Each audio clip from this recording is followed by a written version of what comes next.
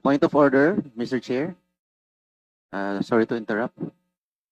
Hindi po kaya nabanggit na po ni Secretary Bonoan yung tanong po ni Congresswoman Garin sa pagtatanong po ni Congressman Erice. This is just a duplication of the question propounded by Congressman Erice.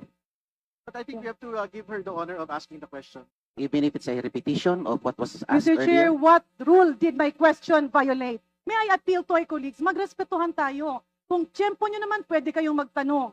I gave that preliminary question because I'm moving to the next question. This is a point of order po. What law Yeah, did I violate in asking a question, Mr. Chair? Hindi na po ba ako pwedeng magtanong? I'm making the Kailangan ba yung tanong ko, ipaalam ko kay Congressman Marcoleta? Binanggit ko lang po na natanong na po kasi ni Congressman Erice yung pong katanungan ng ating That's why, Mr. Chair, Mambabatas. I mentioned that my questions is in line with the question of Congressman Erice. That's why I'm setting the premise.